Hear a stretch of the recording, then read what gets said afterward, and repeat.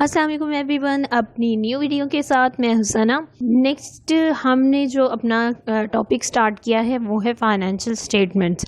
Last हमने अपनी video में किया था अकाउंटिंग इक्वेशन की मदद से जो हमने अपना क्वेश्चन सॉल्व किया था। अब उस क्वेश्चन की हेल्प से हम अपनी फाइनेंशियल स्टेटमेंट किस तरह से बनाएंगे वो आप इस वीडियो में सीखने जा रहे हैं। लेकिन उससे पहले प्लीज़ सब्सक्राइब, शेयर और कमेंट करना मत भूलिएगा। चलते हैं हम अपनी वीडियो की तरफ। तो हमारी फाइनेंशियल स्टेटमेंट में सबसे पहले जो स्टेटमेंट है वो है इनकम स्टेटमेंट। अब इनकम स्टेटमेंट के बारे में मैंने आपको अपनी वीडियो में बताया था, उसका लिंक आपको नीचे वीडियो में दिया गया है जिसमें आपको बेसिक ऑफ अकाउंटिंग मैंने बताई थी। इनकम स्टेटमेंट क्या है? जिसमें हम अपनी एस्टिमेट करते हैं कि हमारी इनकम में से एक्सपेंस लेस करने के बाद हमारी जो यूजेबल इनकम है वो हमारे पास कितनी रिमेनिंग है। हम जो इस वीडियो में इनकम स्टेटमेंट के बारे में सीखने जा रहे हैं वो हमने जो अपना लास्ट क्वेश्चन आपको मैंने बताया था, प्रॉब्लम नंबर 1.7a, उसी क्वेश्चन की मदद से हम अपनी फाइनेंशियल स्टेटमेंट बनाने जा रहे हैं। इनकम स्टेटमेंट बनाने से पहले आपने सबसे पहले ऊपर टाइटल देना है राइट कंसल्टिंग, यानी बिजनेस का जो भी नाम होगा वो आपने ऊपर टॉप पे बिजनेस का नाम डालना है। उसके बाद नीचे आपने उस स्टेटमेंट का नाम लिखना है जो आप बनाने जा रहे हैं। हम इनकम स्टेटमेंट बनाने जा रहे हैं तो इनकम स्टेटमेंट ऊपर टॉप पे लिखेंगे और उसके बाद हमने ये लाजमी लिखना है for the year ended December 31st। अब हमारे पास इस क्वेश्चन में चूंकि हमें कोई भी डेट कोई भी मंथ मेंशन नहीं है तो हमने सपोज कर लिया कि हमारा ईयर एंडेड December 31st को है। ठीक है, अब चलते हैं अपने क्वेश्चन की जानिब। क्वेश्चन पे जाने से पहले आप ये देख लें जो पिछला क्वेश्चन हमने सॉल्व किया था उसमें रेवेन्यू और एक्सपेंस के कॉलम को मैंने सेपरेट यहाँ पे मेंशन कर दिया ताकि आप देख सकें कि हमारे पास रेवेन्यू और एक्सपेंसेस किस तरह से आए थे। सबसे पहले जो हेडिंग है हमारे पास वो है रेवेन्यू की। रेवेन्यू में हमने क्या करना है, आपके पास रेवेन्यू कॉलम है उसमें हमारे पास जो लास्ट में बैलेंस आया था रेवेन्यू का वो था 12,000, यानी टोटल हमारा रेवेन्यू बना था 12,000 का। तो उसी रेवेन्यू को हम यहाँ पे मेंशन करेंगे consulting service revenue. Right consulting आपका बिजनेस है तो आपने अपने यहाँ पे रेवेन्यू में क्या मेंशन करना है, कंसल्टिंग सर्विस रेवेन्यू जो कि है आपका 12,000 का। अब आपके पास नेक्स्ट हेडिंग है एक्सपेंसेस की। एक्सपेंसेस आपके पास कितने हैं? एक्सपेंसेस आपके पास हैं 3,500। लेकिन आपने यहाँ पे इनकम स्टेटमेंट में क्या करना है कि इनकम स्टेटमेंट में हर एक एक्सपेंस को सेपरेट मेंशन करना है। हमने रेवेन्यू को सेपरेट मेंशन नहीं करना। देखें, रेवेन्यू हमारे पास एक ट्रांजैक्शन एफ में आया था और दूसरा रेवेन्यू हमारे पास ट्रांजैक्शन जी में आया था, लेकिन हम इन दोनों को सेपरेट मेंशन नहीं करेंगे। यहाँ पे रेवेन्यू को हमेशा एक ही हेडिंग के अंदर मेंशन किया जाता है टोटल अमाउंट के साथ। ठीक है, तो अब एक्सपेंसेस की बात है तो एक्सपेंसेस हम सेपरेट मेंशन करते हैं, हर एक एक्सपेंस को सेपरेट मेंशन किया जाता है। तो पहला जो हमारा एक्सपेंस था वो था एडवर्टीजमेंट एक्सपेंस। एडवर्टीजमेंट एक्सपेंस था हमारे पास 1,000, ठीक है, जो कि हमारी ट्रांजैक्शन ई में हुआ था। नेक्स्ट उसके बाद हमारे पास है वेजेस एक्सपेंस। वेजेस एक्सपेंस जो सबसे हमारी लास्ट ट्रांजैक्शन थी के ट्रांजैक्शन, जिसमें हमने अपने सेक्रेटरी की वेज पे की थी जो थी 2,500। तो एक्सपेंसेस हमारे हो गए एडवर्टीजमेंट और वेजेस के। अब इन दोनों को आपने ऐड करना है। देखिए 12,000 को मैंने इस साइड पे अलग से लिखा और जो हमारे पास एक्सपेंसेस हैं अब इन दोनों का जो टोटल है वो हम इस कॉलम में मेंशन करेंगे, जो कि हमारा टोटल एक्सपेंस बनता है 3,500। यहाँ पे भी हमारा टोटल एक्सपेंस क्या था, 3,500। अब मैंने इसको ब्रैकेट में क्यों लिखा, क्योंकि ये हमारा मेंशन करता है कि ये अमाउंट हमारी माइनस हो रही है। तो 12,000 माइनस 3,500, तो ये हमारी नेट इनकम बन गई 8,500। हमारा इनकम स्टेटमेंट बनाने का पर्पस क्या है कि हमें चाहिए अपनी नेट इनकम, और नेट इनकम है कि हमने अपने रेवेन्यू में से जितने भी एक्सपेंसेस हैं उनको निकाल दिया, तो जो हमारे पास रिमेनिंग अमाउंट बच गई वही हमारी इनकम है। नेक्स्ट स्टेटमेंट उसके बाद हमारी होती है honours equity, statement of owner equity. अब स्टेटमेंट ऑफ ऑनर इक्विटी हम कैसे बनाएंगे? जैसे हमने अपनी इनकम स्टेटमेंट बनाई उसमें हमने बिजनेस का नाम लिखा, सेम इसी तरह स्टेटमेंट ऑफ ऑनर इक्विटी में भी हम बिजनेस का नाम टॉप पे लिखेंगे। उसके बाद statement of owner equity, then for the year ended December 31st। Statement of owner equity में हमें जो चीज़ें चाहिए थी वो यहाँ पर मैंने क्रॉप करके आपको मेंशन कर दी हैं ताकि आपको कन्फ्यूजन ना हो। अच्छा, तो क्वेश्चन अगेन मैं आपको रिपीट कर दूँ। क्वेश्चन था 1.7A मेरे पास 20th एडिशन था। बुक का नेम अगेन आपको डिस्क्रिप्शन में मेंशन किया हुआ है नीचे। ट्रांजैक्शन ए में उसने क्या किया था कि 60,000 का कैश इन्वेस्ट किया और ऑफिस इक्विपमेंट दी 30,000 की। तो हमारा टोटल जो ऑनर का कैपिटल था वो हो गया था 90,000। ट्रांजैक्शन एच में ऑनर ने क्या किया था, ऑनर ने यहाँ पे दो काम डायरेक्टली किए हैं। एक उसने इन्वेस्टमेंट की और दूसरा उसने अपनी पर्सनल यूज़ के लिए निकाला। कैश गया था हमारा 1800 का, किस वजह से गया था कि ओनर ने 1800 के विड्रॉल्स कर लिए थे। विड्रॉल्स क्या होता है, जो ओनर अपने पर्सनल यूज़ के लिए निकालता है वो विड्रॉल्स कहलाते हैं। अब आपने ट्रांजैक्शन देख ली, ये दो ट्रांजैक्शन है जो हमारे लिए ऑनर इक्विटी के लिए ज़रूरी हैं। तो सबसे पहले आपने क्या मेंशन करना है, एमराइट कैपिटल बिगनिंग। जब हम स्टेटमेंट ऑफ ऑनर इक्विटी बनाएंगे तो ऑनर ने जो लास्ट ईयर इन्वेस्टमेंट की थी उसका जो एंडिंग बैलेंस बचा था वो हमारा इस ईयर का बिगनिंग होगा। बट ये राइट कंसल्टिंग बिजनेस इसी ईयर में स्टार्ट हो रहा है तो हमारे पास बिगनिंग कैपिटल कोई मौजूद नहीं होगा। तो हमारे पास यहाँ पे एमराइट बिगनिंग कैपिटल कितना होगा, वो 0 होगा। उसके बाद हमने क्या चीज़ ऐड करनी है, ऐड करना है उसमें अपनी इन्वेस्टमेंट बाय ऑनर। ऑनर ने कितनी इन्वेस्टमेंट की, यहाँ पे आपको नीचे जैसे मैंने ट्रांजैक्शन ए को मेंशन किया हुआ है जिसमें उसने कैश 60 का और ऑफिस इक्विपमेंट 30 की उसने इन्वेस्ट की। ठीक है, तो टोटल उसकी इन्वेस्टमेंट कितनी होगी, 90,000। हम इन दोनों को अलग अलग मेंशन नहीं करेंगे, उसकी टोटल इन्वेस्टमेंट को रिकॉर्ड करेंगे एज इन्वेस्टमेंट बाय ऑनर। 90,000 की उसकी इन्वेस्टमेंट होगी। अब दूसरी जो चीज़ आपने इसमें ऐड करनी है, लास्ट जो हमारे पास हमने अभी इनकम स्टेटमेंट निकाली उसमें इनकम स्टेटमेंट में हमारे पास बैलेंस आया था नेट इनकम का 8500, तो हम वो यहाँ पे नेट इनकम मेंशन कर देंगे 8500। अब क्या करना है, हमने 90,000 और 8500 को ऐड करना है और इस साइड पर लिख देना है, जो कि हमारा टोटल बनता है 98,500।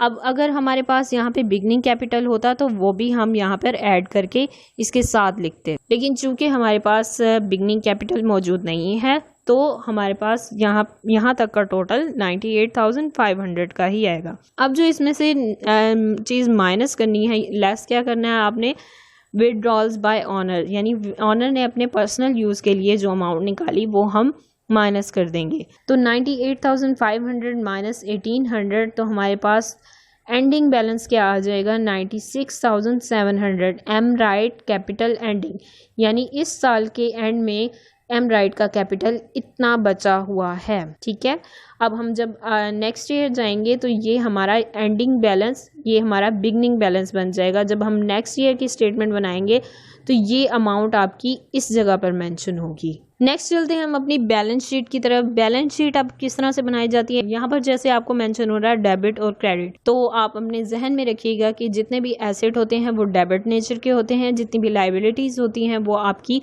क्रेडिट नेचर की होती हैं, और इसी तरह इक्विटी भी आपकी क्रेडिट नेचर की होती है। बैलेंस शीट में क्या करना है, बैलेंस शीट में भी सेम आपने ओनर के बिजनेस का नाम लिखना है और बैलेंस शीट का नाम मेंशन करना है, और यहाँ पे फॉर द ईयर एंडेड नहीं लिखेंगे, जस्ट आप वो डेट मेंशन करेंगे। बैलेंस शीट में आपके पास क्या होता है, एक साइड पे एसेट होते हैं, दूसरी साइड पर लाइबिलिटीज और इक्विटी होती हैं। अगेन मैंने आपको क्वेश्चन यहाँ पे मेंशन करके दिखा दिया। जब हम अकाउंटिंग इक्वेशन की बैलेंस शीट बना रहे होंगे तो हमने जस्ट उनके लास्ट बैलेंस अपने माइंड में रखने हैं, उन्हीं को हमने यूज़ करना है। एसेट क्या है हमारे पास, cash, account receivable, office supplies, office equipment, building. और लाइबिलिटीज़ क्या है, अकाउंट पेएबल, नॉट पेएबल। और इसी तरह इक्विटी क्या है हमारे पास, owners capital, owners withdrawals, revenue and expense. हम एसेट्स, जितने भी एसेट्स हैं उनको इस साइड पर मेंशन करेंगे और जितनी भी लाइबिलिटीज़ और इक्विटीज़ हैं वो अपनी राइट साइड पर मेंशन करेंगे। कैश हमारा 9200 वो हमने मेंशन कर दिया। Account receivable 1000। उसके बाद ऑफिस सप्लाईज हैं हमारी 4000। ऑफिस इक्विपमेंट हमारे पास है 37,000।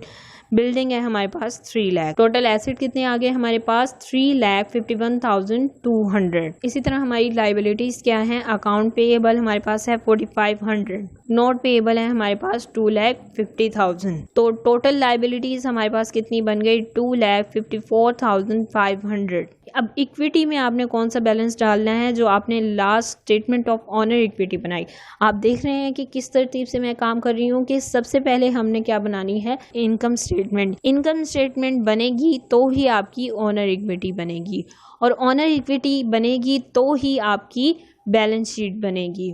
ठीक है, तो इसी तरतीब से आपने फाइनेंशियल स्टेटमेंट को बनाना होता है। तो अब हमारे पास जो इक्विटी है उसमें आपने कौन सी अमाउंट लिखनी है, जो हमने M Wright capital ending balance जो हमारे पास कैपिटल का निकला था, हमने वो अमाउंट यहाँ पे मेंशन करनी है। तो एंडिंग कैपिटल हमारे पास क्या था, 96,700।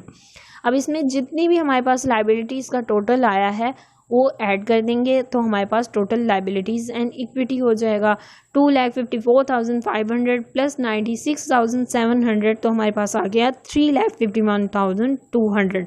अब हमारे पास क्या हो गया, एसेट और लाइबिलिटी साइड इक्वल हो गई। तो इसका मतलब है हमारी बैलेंस शीट परफेक्ट है। अगर हमारी ये दोनों साइड इक्वल नहीं आती, इन दोनों साइड का टोटल इक्वल नहीं आता, तो इसका मतलब है हमारे क्वेश्चन में कहीं ना कहीं मिस्टेक है।